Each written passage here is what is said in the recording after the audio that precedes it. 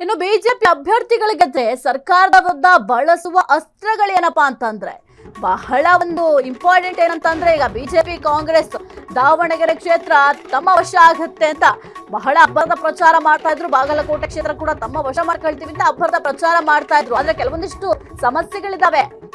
ಇನ್ನು ಕಾರ್ಯಕರ್ತರಿಗೆ ಜೋಶ್ ಸಿಗುತ್ತೆ. ಬಿಜೆಪಿ ಜೆಡಿಎಸ್ ಮೈತ್ರಿ ಮತ್ತಷ್ಟು ಗಟ್ಟಿ ಆಗುತ್ತೆ. ಒಂದು ವೇಳೆ ಬಿಜೆಪಿ ಎರಡೂ ಕ್ಷೇತ್ರದಲ್ಲಿ ಗೆಲುವನ್ನ ಸಾಧಿಸುತ್ತೆ. ಈಗ ಕಾಂಗ್ರೆಸ್ ಯಾವ ರೀತಿ ಪ್ಲಸ್ ಆಗ್ತಾ ಇತ್ತು ಅದೇ ರೀತಿ ಬಿಜೆಪಿಗೂ ಕೂಡ ಪ್ಲಸ್ ಆಗುತ್ತೆ. ಏನು ಮುಂಬರುವಂತಹ ಎಲೆಕ್ಷನ್ಗಳಲ್ಲಿ ಅಧಿಕಾರ ಹಿಡಿಯುವ ಸಂದೇಶಕ್ಕೆ ಪುಷ್ಟಿ ಸಿಕ್ಕಂತಾಗುತ್ತೆ. ಕಾರ್ಯಕರ್ತರಿಗೆ ಜೋಶ್ ಸಿಗುತ್ತೆ. ಬಿಜೆಪಿ ಜೆಡಿಎಸ್ ಮೈತ್ರಿ ಮತ್ತಷ್ಟು ಸ್ಟ್ರಾಂಗ್ ಆಗುತ್ತೆ. ಸರ್ಕಾರದ ವಿರುದ್ಧ ಜನಬೆಂಬಲ ಇಲ್ಲ ಎಂಬ ಸಂದೇಶ ಕೂಡ ರವಾನೆ ಆಗುತ್ತೆ. ಇದು ಬಹಳ ಇಂಪಾರ್ಟೆಂಟ್ ಆಗುತ್ತೆ. ಇನ್ನು ಬಿಜೆಪಿ ಅಭ್ಯರ್ಥಿಗಳು ಗೆದ್ರೆ ಸರ್ಕಾರದ ವಿರುದ್ಧ ಸಾಕಷ್ಟು ಅಸ್ತ್ರಗಳನ್ನ ಪ್ರಯೋಗ ಮಾಡಬಹುದು. ಅದರಲ್ಲಿ ಬಹಳ ಪ್ರಮುಖವಾದಂತಹ ಅಸ್ತ್ರ ಅಂತಂದ್ರೆ ಸರ್ಕಾರಕ್ಕೆ ಜನ ಬೆಂಬಲ ಇಲ್ಲ, ಸರ್ಕಾರ ವಿರೋಧಿ ಪಕ್ಷ ಅಂತ ಆಲ್ರೆಡಿ ಸಾಕಷ್ಟು ಬಾರಿ ಸ್ಟೇಟ್ಮೆಂಟ್ ಗಳನ್ನ ಕೊಟ್ಟಿದ್ದಾರೆ, ಘೋಷಣೆಗಳನ್ನ ಕೂಗಿದ್ದಾರೆ. ಅದು ನಿಜ ಅಂತ ಸಂದೇಶವನ್ನ ಸಾರದಂತಾಗುತ್ತೆ. ಇನ್ನು ಕಾಂಗ್ರೆಸ್ ಬಿಜೆಪಿ ಒಟ್ಟಿನಲ್ಲಿ ಒಂದು ಗೆಲುವಿನ ಲೆಕ್ಕಾಚಾರವನ್ನ ಜೋರಾಗಿ ಹಾಕ್ತಾ ಇದ್ದಾರೆ. ಒಂದು ಕಡೆ ಸಾಕಷ್ಟು ಸಮಸ್ಯೆಗಳು ಕೂಡ ಇದಾವೆ. ಸೋತ್ರೆ ಏನಾಗುತ್ತೆ ಅನ್ನೋದು ಕೂಡ ಬಹಳ ಮುಖ್ಯ ಆಗುತ್ತೆ. ಈಗ ಬಿಜೆಪಿಯಲ್ಲೂ ಅಷ್ಟೇ ಏನಾದ್ರೂ ಒಂದು ವೇಳೆ ಬಾಗಲಕೋಟೆ ಕ್ಷೇತ್ರ ಜೊತೆಗೆ ದಾವಣಗೆರೆ ದಕ್ಷಿಣ ಕ್ಷೇತ್ರದಲ್ಲಿ ಗೆಲುವನ್ನ ಸಾಧಿಸಿದ್ರೆ ಬೈ ಎಲೆಕ್ಷನ್ ಮುಂದಿನ ವಿಧಾನಸಭೆ ಚುನಾವಣೆಗಳ ದಿಕ್ಸೂಚಿ ಎಂಬ ವಿಶ್ವಾಸ ಕೂಡ ಸಿಗುತ್ತೆ.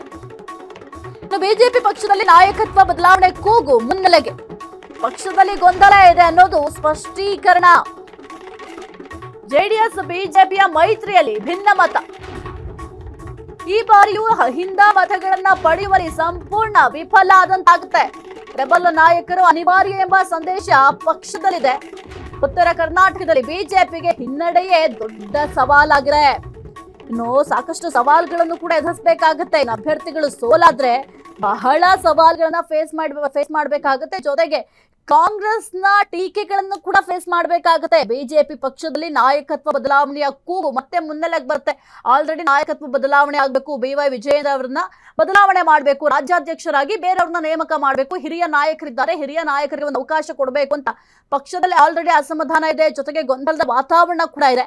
ಅದು ಈಗ ಎಲ್ಲರಿಗೂ ಕೂಡ ಬಹಿರಂಗ ಆಗುತ್ತೆ. ಕೇವಲ ಕಾಂಗ್ರೆಸ್ ಪಾಳ್ಯದಲ್ಲಿ ಮಾತ್ರ ಎಲ್ಲವೂ ಸರಿ ಇಲ್ಲ ಅಂತ ಹೇಳಲಿಕ್ಕೆ ಸಾಧ್ಯ ಆಗಲ್ಲ. ಜೊತೆಗೆ ಬಿಜೆಪಿಯಲ್ಲೂ ಕೂಡ ಏನೂ ಸರಿ ಇಲ್ಲ ಎಂಬ ಸಂದೇಶ ಜನರಿಗೆ ಹೋಗುತ್ತೆ. ಇದು ಬಹುದೊಡ್ಡ ಹೊಡೆತವನ್ನ ಕೊಡುತ್ತೆ ಬಿಜೆಪಿ ಪಾಳ್ಯಕ್ಕೆ. ಜೊತೆಗೆ ಜೆಡಿಎಸ್ ಮತ್ತೆ ಬಿಜೆಪಿ ಮೈತ್ರಿ ಏನಿದೆ, ಈ ಒಂದು ಮೈತ್ರಿಯಲ್ಲಿ ಭಿನ್ನ ಮತ ಹೆಚ್ಚಾಗ್ತಾ ಹೋಗುತ್ತೆ.